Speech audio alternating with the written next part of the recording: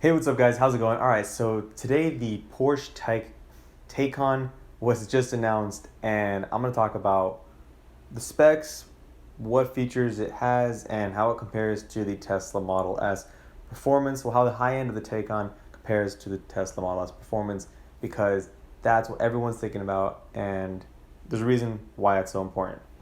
All right, so let's go over the specs, just comparing the high-end Tesla Model S right now as it sits compared to the high-end Porsche Taycan. All right, so the Taycan highest performance variant is called the Turbo S. There's a turbo and then just the regular Taycan. So no, they're not turbocharged. I mean, they're charged, but not turbocharged. So just something to keep in mind. They've been using that as their naming structure for the high-end performance variants for their cars. So just it's interesting. It's weird. I mean, some non-turbo cars, even in Porsche's lineup, have turbochargers. So just get over that fact because, it's a little annoying. So the most important thing right now is range. And the Tesla obviously has a 345-mile range for the Model S Performance, which is a lot. It's good. It's still the highest out there, just comparing to the Porsche Taycan, which is at 280 miles. So given that in rear-wheel drive, you're probably going to get 80% of both of those figures, you're still probably better off in the Model S compared to the Porsche Taycan. And it's something where Porsche's falling flat. I mean, it's their first car, so they have room to prove. Obviously, you're never going to nail it on your first try. But I think, the Tesla Model S still takes the cake in that regards. Then you got the 0 to 60 times. So electric cars are known to have the best 0 to 60 times compared to gasoline cars, and this is no exception. You have the 2.4 seconds on the Model S and the 2.6 seconds on the Taycan Turbo S. So 0.2 seconds, yes, the Model S is faster. In real world, you're probably going to get a variation of 0.2 seconds. I'm just arguing that based on no real data, but bear with me. I mean, I've driven the Model X, which does 0 to 60 in 2.7 seconds, and I feel like when you're at the point where you're in the 2 seconds, 0 to 60, there's not much in terms of difference within 2 milliseconds. That's something I personally felt just driving cars that fast. So anyway, shameless plug, Model X review coming soon. It's a performance, fully loaded. Tesla let me drive it, so look forward to that. So then we got the top speed. So honestly, this also I think doesn't really matter much. You have 163 for the Model S Performance and 161 for the Taycan Turbo S. Man, honestly, saying Taycan Turbo S is kind of annoying. But anyway, for the Taycan, 2 miles an hour, they're electrically limited, so are you really going to see those speeds when you're driving it? I hope not, unless you're on the same racetrack they just tested the Bugatti Chiron for the speed record. Then by all means go for it. Other than that, be safe, don't hurt yourself. So as you guys can see from the specs so far, it seems like the Model S is the better choice. But one thing I want to point out where the Taycan Turbo S or the Taycans in general win is the charging time. So typically to charge a Model S from 0 to 80%, which is the benchmark everyone goes by because that's where you get most of your range, is 30 minutes. On the Taycan Turbo S or the Taycan in general, you get 22 and a half minutes. So 30 minutes compared to 22 and a half minutes. That's better. That's going to mean more convenience in terms of you being able to recharge it. So where the downside comes in terms of that is you're not going to have the same infrastructure as a supercharging infrastructure that Tesla has. So, people would expect, electric cars aren't really that well established in terms of the charging infrastructure. There are public chargers out there. Yes, you do have to pay for them.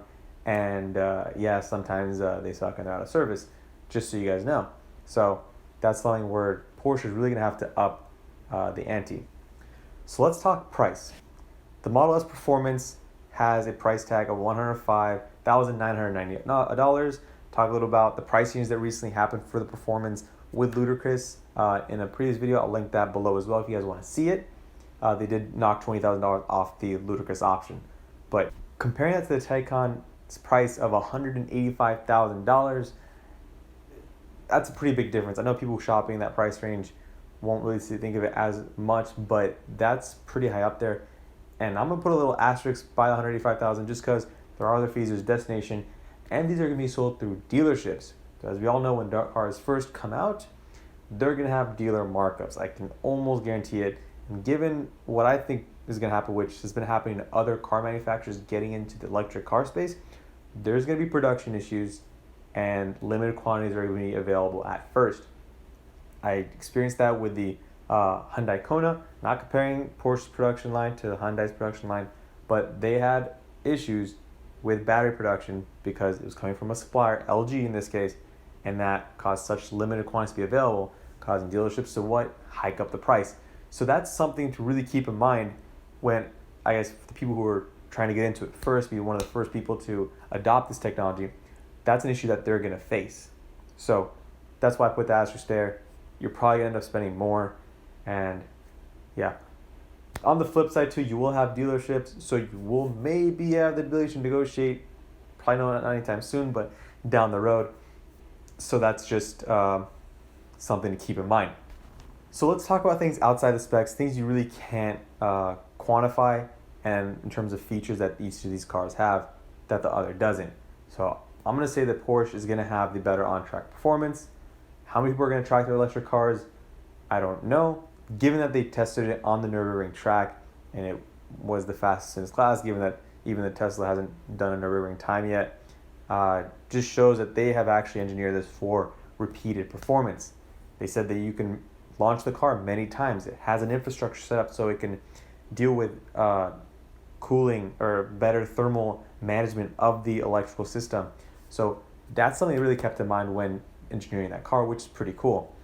But what the Porsche doesn't have, and the Tesla does, is autopilot. It's the fact that you can drive on the freeway without having to really put in steering input, change lanes.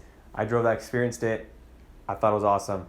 And I think it's something that the entire competition outside Tesla is going to lag on because Tesla is pushing the boundaries of that every single day.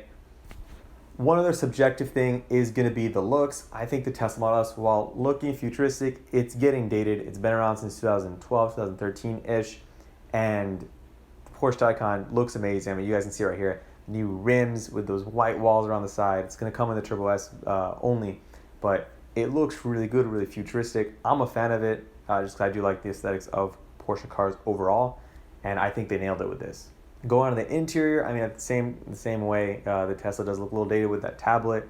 I mean, the user experience is probably going to be better compared to what Porsche is going to offer, my guess, just because Tesla is more of a tech company than it is a car company, in my opinion. Porsche's does look fancy with all the screens. It's got a very futuristic look and design, but usability is something I would be concerned about when judging it, I guess, firsthand. The next thing you really can't quantify is going to be build quality.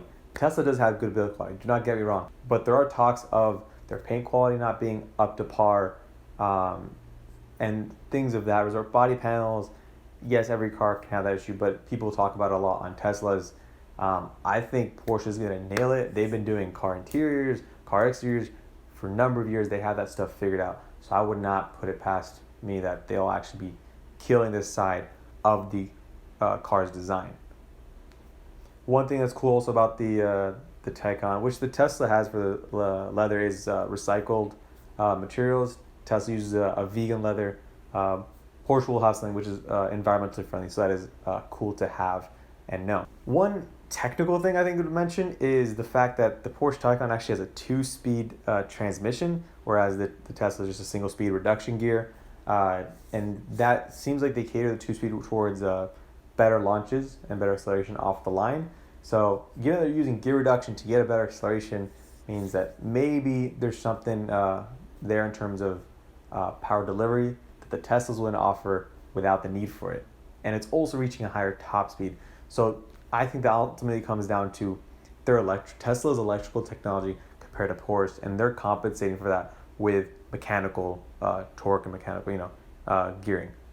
So I guess the one thing I'll ask is, what do you guys think Tesla Model S or Taycan looks, price? Which one would you buy if the prices were the same? I mean, arguably you can say that as time goes on, these cars are going to be more affordable for the Taycan, or that technology is going to trickle down to their cheaper cars or their other models. So the 911 could have an electric variant, which will compete obviously with the Tesla Roadster, which I'll talk about in a later video because I really want to keep track of that car since it's caught my interest a lot recently. So the cool thing is Porsche is putting something that people can actually compare pretty head on to Tesla. It's not quite there, but it's close, and it's also their first try, which makes me super excited just because they're just getting started. So I'm going to wrap it up here. Let me know what you guys think again. Like, comment, subscribe. Let me know what other cars you guys want me to cover. I'm going to be talking about that Tesla Model X that I reviewed coming soon. The Tesla Roadster is something I want to cover going into 2020 since that's going to come out and that's going to have some crazy numbers.